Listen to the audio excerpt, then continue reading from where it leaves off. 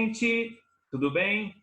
Aqui quem fala é Clóvis, eu sou engenheiro e administrador, e você que já acompanha os meus vídeos deve ter notado em que eu coloco o meu foco em todo o aprendizado que nós podemos ter, tanto na área de administração e, mais especificamente, na área de administração de clínicas e hospitais. Muito bem. O cenário que nós estamos, hoje é o nosso dia 20 de maio de 2020, estamos com o seguinte cenário: 18 mil pessoas mortas devido à Covid, né? Isso é o que existe registrado, cerca de 200 mil casos, 380 mil casos já registrados, com 110 mil recuperações. Então, estamos dentro de uma pandemia e existem algumas áreas em que nós já podemos atuar. Uma delas é a área médica, a área de clínicas. E essa conversa que eu vou ter com uma super amiga, que eu vou apresentar daqui a pouco, ela é minha madrinha de casamento, uma médica incrível, um super coração. Ela já está retornando para atuar com a clínica dela. Daqui a pouco eu vou dar mais detalhes. E a pergunta que se faz para as pessoas, principalmente da área médica, é: e o retorno? O que eu tenho que fazer? O que está se fazendo? Quais são as atitudes que tentam resolver os seguintes problemas? Primeiro, qual o público que está chegando? Quem eu devo atender? Quais as minhas reduções possíveis de custo? Então, focado nesse... E os cuidados, né? Então, focado nesses parâmetros, eu conversei durante essa semana com a doutora Sandra, vou te chamar de doutora, com a doutora Sandra, e ela aceitou trocar essas informações, trocar essa ansiedade também, né? E então a gente resolveu fazer a gravação dessa entrevista. Eu queria desde já agradecer essa disposição dela, e eu acho, francamente, que é um trabalho sensacional, que é o de informar e espalhar boas informações. Então, imagina a dúvida que tem em cada médico, em cada clínica, de o que esperar do retorno e que dicas ter. Eu acho que não tem problema nenhum, aliás, é um grande serviço trocar essas angústias e essas informações. Tá ok? Então, eu vou fazer uma breve apresentação. Eu estou falando aqui com a doutora Sandra Nalfon, minha madrinha de casamento, oftalmologista, assim como minha esposa. Ela tem... Sandra, me ajuda. Fala toda a sua especialização, vai. Eu sou médica formada pela Santa Casa de São Paulo, fiz residência na própria Santa Casa de São Paulo, terminei a residência e fui para os Estados Unidos, fiquei 1 ano em New Orleans, na Tulane University, voltei para o Brasil, e aí eu fiquei mais 7 anos como assistente na Santa Casa, na área de córnea e doenças externas e na parte de oftalmopediatria. E agora eu estou só no meu consultório, fazendo milhões de cursos, como você falou, porque a gente não consegue parar, né? Você está o seu consultório é no ABC Paulista, né? Isso, eu tenho consultório em São Bernardo do Campo há cerca de 27 anos. Bastante tempo. Sou sócia do meu pai e da minha irmã, que são ginecologistas e obstetras, mas que não voltaram ainda para o consultório. Entendo. Chama-se Clínica Nalfon, não é isso? Clínica Nalfon. E a gente mudou até o nome para o nome da família, porque o nome da família era mais forte que o nome anterior, que era Nascer. Eles fazem Nascer e eu faço Ver, mas... Eu acho inteligente. É um sobrenome que significa medicina no ABC. Eu acho inteligente. Então a gente achou que o sobrenome era mais forte do que o nome fantasia, então a gente passou a adotar esse sobrenome. Muito bem. Então, você, desde quando você resolveu voltar a atender? Dia 3 de março eu tinha ido viajar, antecipei minha volta por causa da pandemia, dia 16 de março nós retornamos ao Brasil. Eu fiquei em auto-isolamento, eu e meu marido, e a partir do dia 26 de março já estavam realmente todo mundo em quarentena, então eu fiquei desde o dia 3 de março parada. No final do mês passado, eu resolvi, uma das minhas secretárias, elas estavam com celulares, elas começaram a falar que estava tendo procura, pessoas que eu tinha ficado de ver quando eu voltasse, pacientes que estavam queixando de algumas coisas e precisavam ser atendidos. Então, eu resolvi começar a voltar, faz umas 3 semanas, mas com muita cautela, porque a gente não chega ainda a estar no grupo de risco, mas a gente também, como ser humano e como médico, tem medo, né? Então, a gente tem que tomar todos os cuidados, se informar direitinho quais as precauções. E o próprio Conselho Brasileiro de Oftalmologia divulgou algumas orientações de como retornar, quais os cuidados. Então, dentro desse... Foi em março, né? Acho que foi em março, ela publicou. Não, foi agora em abril que eles, em abril, né? eles lançaram uma listagem, não é? Uma cartilha de como retornar, né? Então, foi bom porque ajudou a gente a orientar. Antes de viajar, inclusive, eu já tinha comprado algumas máscaras, aí eu já tinha comprado as máscaras N95, minha irmã já tinha comprado para mim uns face shields para a gente usar, então a gente já foi se preparando. Então, quando eu retornei, eu orientei a minha secretária de tudo que a gente teria que fazer. Então, primeiro, pacientes com urgências, conjuntivites e que tivesse quadros clínicos associados de febre ou qualquer outra coisa, eu não iria atender esses pacientes no consultório porque a gente não tem uma estrutura preparada para isso. Então, inclusive, pacientes... acho que está nas normas, não... esses pacientes nós estamos encaminhando para pronto-socorros oftalmológicos que estão ligados a hospitais e que têm uma estrutura melhor para atender esses pacientes. Porque são, inclusive, pacientes que você tem que ter um avental para usar a cada atendimento, luvas, tudo descartável, e que a gente talvez não tivesse todo esse preparo numa estrutura menor, numa clínica para isso, né? Então, eu acho que a segurança acima de tudo, do paciente, minha e dos meus colaboradores. Então, a gente tem que pensar em tudo isso. Aí, nós fizemos uma série de... Os pacientes, então, teriam que sempre responder esse questionário por telefone, antes de poder serem marcados. Atendimento presencial sem marcar, você já não fazia isso, né? Às vezes, o paciente ligava, você dava um jeito de encaixar. Mas agora... Agora não dá, porque você tem que ter um espaço físico que comporte na sala de espera, então você não pode ter muitas pessoas na sua sala de espera. E, assim, depende de que tipo de urgência. Caiu um corpo estranho no meu olho, vem, a gente tira. Mas eu estou com conjuntivite, estou com um pouco de febre, estou com mal-estar. Melhor não vir. Melhor ir no pronto-socorro que está mais preparado para te receber. E esses meus pacientes, o que a gente tem tido muito é queixa, porque como as pessoas estão fazendo muitas atividades visuais, usando muito computador, celular, filme, não sei o quê, as pessoas têm tido muita queixa visual de cefaleia, meu óculos não está bom, não estou conseguindo ler, meu óculos quebrou. Então, a gente está conseguindo fazer a refração com bastante cuidado, porque a refração é mais complicada, você tem que pôr um anteparo no próprio refrator, né? Tem que tomar cuidado, porque a máscara embaça, então leva mais tempo, então você tem que fazer uma coisa bem devagar. Então, é uma consulta mais lenta, digamos. A consulta é muito mais lenta, em tudo. Porque, então, assim, o paciente tem que responder um questionário antes de vir.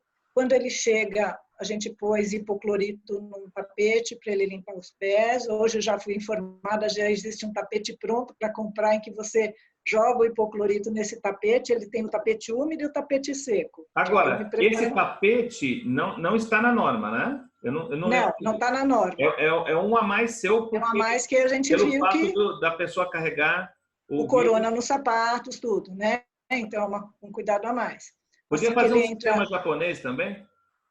Tirar o sapato, aí acho que vai ser engraçado dentro da clínica. Vou ter que dar chinelinho para todo mundo. Pode ser propé. Algumas clínicas, principalmente odontológicas, estão dando propés para as pessoas. Tá, fica a dica também, uma opção, né? É uma opção. Aí, quanto assim você pagou? Não, eu não comprei ainda, eu vou comprar. Eu pus, por enquanto, um pano, mas o tapete é 200 e poucos reais. Tá. Tá? Mas depois tem que ter um gasto contínuo, né? Ou é só paga o tapete? Não, você tem que sempre estar pondo lá o hipoclorito a cada 2 horas, dependendo do fluxo de pacientes, para manter o úmido, para o paciente limpar o pé ali e enxugar no paletó. Ou seja, mais um custo, né? Mais um custo. O Ah, álcool gel já tinha na sala de espera. Assim que o paciente entra na minha sala de espera, a minha secretária pede para ele limpar a mão para pôr o álcool gel ou lavar as mãos. Assim que entra. o tal documento de ciência dos riscos da Covid para o paciente, você resolveu fazer? Não? Como que é isso? Para consultório, não. Até Tá. mandei para as minhas secretárias, mas eu não fiz para o consultório, Uhum. principalmente porque a gente não está mexendo com nada contaminado. Mas eu Sim. tenho um paciente que quer operar, cirurgia Uhum. eletiva, semana que vem, e eu vou fazer esse documento. Porque Realmente. se fosse pela minha opção, eu postergaria. Mas o Sim. paciente está se sentindo muito mal, não está enxergando, ele quer operar. É cirurgia de quê? Catarata? Catarata Tá. eletiva. Então, mas o paciente está se sentindo muito incomodado, então a gente vai operar, né? Então, o paciente limpa as mãos no álcool gel, a minha secretária pede às vezes para eles mandarem os documentos antes, até para não ter que manipular documento, mas senão eles dão, depois que ela entrega, ela limpa as mãos novamente, tem um spray de álcool 70 também no balcão. Uhum. Quando eles têm que assinar, ela limpa a caneta para dar para eles, eles entregam. Ela tem que limpar a Nossa. caneta para pegar. Quanto tempo era a sua consulta antes e quanto que é agora? Eu marcava pacientes de 20 em 20 minutos e a cada hora cheia eu tinha um retorno ou alguma urgência, algum Sei. encaixe. Agora é de Agora? meia hora e nenhum encaixe. Sei. Então, quer dizer, é uma consulta longa. É uma consulta longa. E Ah, principalmente porque eu não quero congestionamento na sala de espera. Então, na se eu sala de atrasar espera um você pode pouquinho. ter quantas pessoas? Então, a minha sala de espera é relativamente ampla, então eu acho que dá para ter 3 grupos, Tá. tá? Mas a gente também está pedindo para os pacientes não Não virem falar, né? acompanhados. E não falar, né? Vêm todos de máscara, eles têm que vir de máscara, senão Ah. não entram, tá? Eles, de preferência, se não for criança, não virem acompanhados, Uhum. subirem sozinhos e depois ligarem para o acompanhante vir buscá-los, porque eu dilato praticamente todos os pacientes em que eu faço refração, mapeamento de retina, tudo. Então, aí eles avisam para vir buscá-lo, para a gente evitar muita gente na sala de espera. Então, conclusão um pouco já intuitiva. É uma consulta mais custosa e mais longa. Com certeza. Com isso, Fora estamos todas no as capitalismo, limpezas, né? Hã? fora, assim, ó, o paciente entra dentro da sala, em tudo que ele senta, encosta, eu tenho que limpar depois. E Então, como eu todo faço o a tempo de consulta, asepsia. e como eu faço a consulta, geralmente esses pacientes vão dilatar e depois vão voltar, eu limpo para ele sair. Se tem outro paciente já lá que vai entrar, então eu já limpei para o próximo usar. Esse sai eu tenho que limpar de novo para o primeiro usar. Nossa. Então aí você limpa o greens, você limpa a lâmpada de fenda, você limpa o tonômetro, você limpa a cadeira, você limpa onde você encostou, você limpa a caneta que você tocou, você lava a mão todas as vezes, álcool gel o tempo todo. E é você ou sua auxiliar? Quem que faz? Dentro da sala eu, Tá. na recepção ela, né? Na recepção, nos pré-exames ela que limpa também. São quantos? 5 minutos para fazer tudo isso entre uma paciente e outra? Ou quanto? Eu acho que menos. Ah, uma coisa 2, rápida. 3 minutos dá, mas é o cansaço, é o você prestar atenção em tudo que você tem que limpar É para uma você não tensão, deixar né? passar nada. É uma tensão. Então, eu digo que os dias que eu estou atendendo, eu saio exausta Tensa. por esse desgaste, por você atender o tempo todo com uma N95 e que aquilo é um pouco sufocante, querendo ou Claro. não, né? Então, você acaba tendo Ela um forma oxigênio mais uma pressão viciado, interna, uma né? pressão, você sai com dor de cabeça, porque o elástico é mais apertado. Então, eu chego realmente exausta o dia que eu atendo. Eu não consigo imaginar uma consulta dessa, você gerando R$ 30 depois de tudo isso, como alguns planos de saúde, né? Então, por isso que eu estou tentando atender pacientes mais particulares, convênios que pagam um pouco melhor, porque senão não compensa. Você está pagando para trabalhar. Eu tenho que me deslocar, eu moro em São Paulo, eu tenho que ir até São Bernardo, eu tenho vários custos que não vale a pena. E condenando à morte uma clínica, ou seja, no médio prazo, tem que gerar um valor tal em que você não fique só trocando dinheiro, vamos dizer assim. Com certeza. Então, uma outra conclusão meio fácil de se fazer é que, pelo menos até a gente ter uma vacina, de certa maneira, as consultas ficaram mais elitizadas, senão não se sobrevive. Talvez, porque talvez tenham lugares que a consulta é mais rápida, preparado para atender uma urgência, tudo, que talvez consigam. Mas eu sempre fiz uma consulta diferenciada, mas essa minha consulta diferenciada era igual para qualquer plano de saúde, Sim. porque é a minha consulta. Uhum. Só que agora, em que eu tenho que ter uma restrição de atendimento, eu vou atender o que me dá maior lucratividade. E como está a autorização dos planos de saúde para procedimentos não Covid? Porque eu vi coisas de restrição. O que você tem para me dizer? Então, até agora, assim, os exames do consultório, todos foram autorizados. Tá. Que nem eu falei, eu vou ter uma cirurgia semana que vem, mas é um plano de saúde que eu nem atendo e vai ser por reembolso. Tá. Então, a gente vai ter que realmente ver o que vai dar. Entendo. Porque né? A informação por isso que eu estou até esclarecendo, existem informações de que o que não é Covid, muitas vezes não se autoriza. Mas não então, a gente tinha recebido isso, inclusive, né? Que eles não iam dar, nem liberar as senhas, os tokens, etc. Mas não é verdade. Só que, assim, na verdade, quase tudo caiu muito. Inclusive, tratamentos importantes, oncológicos, etc., caíram muito o volume, porque as pessoas ficaram dentro de casa. O Albert Einstein reduziu salários, porque eles não estão tendo volume. Eles não estão tendo as cirurgias eletivas, os hospitais estão desesperados, porque não estão tendo as cirurgias eletivas. Se a gente for pensar em custo, então vamos falar de custo e não de vidas. Ok. Tá? Um paciente COVID é um paciente custoso e pouco lucrativo. Porque é um paciente de alta permanência. Sim. Que não tem um turnover. Sim. Então, se você pensar que hospital ganha com o turnover, paciente de 2, 3 dias é onde eles mais ganham, 2, 3 dias de internação. Sim. O paciente que fica 14 dias no leito não é interessante. Não. Entendeu? Então, é claro que eles vão ter que ceder os seus leitos para a rede pública, é o que a gente está vendo que vai acontecer. Né? É mais uma questão humanitária, mas financeiramente é uma perda para eles. Claro, claro. Se você for pensar, os convênios também estão fazendo caixa, porque se as pessoas não estão deixando de fazer os outros tratamentos nessa época de ano, não estão fazendo os tratamentos eletivos... E ninguém é louco de cortar convênio agora, né? Exatamente, entendeu? Então, meu marido, inclusive, ia mudar de convênio, eu falei, não, espera passar a pandemia. Claro. Tá? Então, o cenário é menos clientes, acho que diminuiu também o volume de clientes, não? A procura é muito menor. Menos clientes, um custo maior para se fazer a consulta, consultas mais longas. Realmente, eu só consigo imaginar que o valor por consulta tem que ser muito bem selecionado, senão vai inviabilizar o negócio. Então, para o médico que está ouvindo, para o dono de clínica que nos está ouvindo, é importante ter isso em ciência.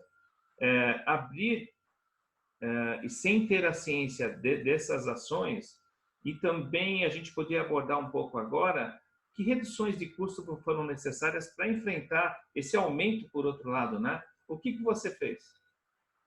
Eu suspendi 2 funcionárias, eu estou com uma só, eu tenho 3 funcionárias, eu estou com uma só, que é da administração e que está agora na recepção, porque aí ela consegue suprir um pouquinho de tudo, né? Mesmo essa funcionária não está indo o período todo que ela precisaria ir, então ela está com 25% de redução de salário. Eu negociei com a contabilidade, com o meu sistema operacional de marcação e faturamento, com o pessoal que faz manutenção de tecnologia de informação para mim. Qual a média de desconto? 50%? Alguns eu consegui 50%, outros não consegui tudo isso. É isso que eu ouvi falar. 50% tem sido bom para os dois lados, vai? Exatamente. O fundo de garantia eu não paguei, posterguei para o segundo semestre. Porque é possível. Então, assim, eu estou tentando reduzir ao máximo. Eu forneço refeição para as minhas funcionárias, eu pago o almoço. Então, com uma funcionária só, eu estou pagando um almoço só. Já reduz o custo variável. Vale transporte eu não estou pagando, porque eu não estou com essas funcionárias. Então, tudo isso eu estou tentando enxugar ao máximo.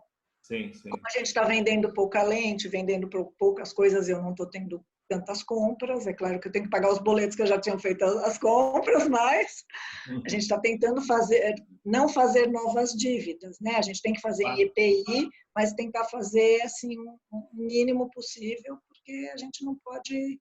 O problema nas lentes, né, é que a lucratividade dela depende do valor que você paga quando adquire em pacotes. Só que se você pagar aquele pacote alto e não dá volume, você tem aquele boleto enorme para pagar. E não está tendo venda. Não tem venda. Então, às vezes é melhor você ter uma lucratividade menor por venda, mas não ter aquele boleto enorme te esperando com um estoque lá de lentes sem usar, né? Sim. Então, realmente, eu acho que é uma tudo depende do volume que você tem de adaptação. Tem coisa que vale a pena você ter até pronta entrega, tem coisa que não vale, né? Então, com todas essas dificuldades, com volume menor e, digamos, com um custo maior, é de se esperar uma expectativa de lucratividade um pouco menor. Mas acho que não dá para medir ainda, né? Eu acho que assim, mesmo que nem dos 10 períodos que eu atendia, eu estou atendendo 2. Quer dizer, já tem aí. Só que nesses 2 períodos, muitas vezes, como eu estou selecionando o que me dá maior lucratividade, acaba às vezes em meio dia, em um período, eu ganhando o que eu ganharia num dia inteiro, em 2 períodos. Então, até uma lição daqui para frente, né? Às vezes menos é mais, né? Talvez multiplicar essa experiência pode ser uma oportunidade, não sei.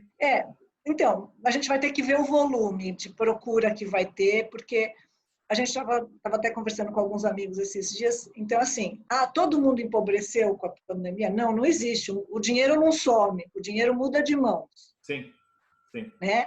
Mas muita gente empobreceu. Claro, claro. Né? Então, a gente vai ter que ver se os nossos pacientes, como que eles vão estar. A expectativa é o menor poder aquisitivo. Sim. Ainda mais na região do ABC, porque imagina, as montadoras não estão vendendo nada de carro, né? A gente não sabe como vai ficar essa mão de obra toda, que são muitos dos nossos pacientes. Sim, imagino um protocolo de glaucoma, por exemplo, que tem uma série de exames a se fazer. Provavelmente o paciente vai perguntar o que é crítico de se fazer e o que não é, né? Exatamente. Isso, porque... E a gente imagina assim, que muitas pessoas, que nem você falou, a gente não sabe quem vai continuar conseguindo pagar um convênio. Então, do mesmo jeito que hoje a gente está negociando com os nossos fornecedores, né, com o contador, com o sistema de informática, tudo, será que não é interessante a gente, de repente, negociar o nosso ticket de consulta e fazer um particular um pouco mais acessível e, com isso, deixar de atender alguns convênios que, para a gente... Eles vão ter perda de volume e vão continuar pagando mal. Eu acho que é uma... A gente vai ter que realmente começar a pôr tudo na balança para ver. Eu acho que o que você não pode abrir mão, é o que visivelmente eu estou vendo aqui, é que você não abriu mão da qualidade. Não, isso fideliza os clientes e eles eles confiam em você, eles vão dar um jeito... o outro lado, a sua clínica também tendo bom senso, de arranjar um meio de pagamento, de continuar sendo atendido. Acho que isso é o mais importante. Com certeza. Bom atendimento de qualidade, em que o caminho do meio, os dois ganhem. Eu acho que... Exatamente. Tem que ser uns 3 Gs, né? Ganha todo mundo ali. Sim, né? Sim. Não tem jeito. Eu acho que a gente conseguiu, com isso, ter uma boa visão da sua experiência. Sandra, pelo que eu vi, não está sendo fácil, mas acho que você está conseguindo uma coisa que poucas pessoas estão conseguindo, que é conseguir atender com segurança, com um resultado até interessante Claro, não no tocante a volume, mas enquanto atende, é com qualidade e é com bons resultados. Eu acho que essas dicas podem estar ajudando nesse momento muitas pessoas. Eu Que queria ótimo. agradecer. Eu que agradeço a oportunidade. Tá ok, Sam. Um beijo para você. Beijo, Tchau. Guilherme.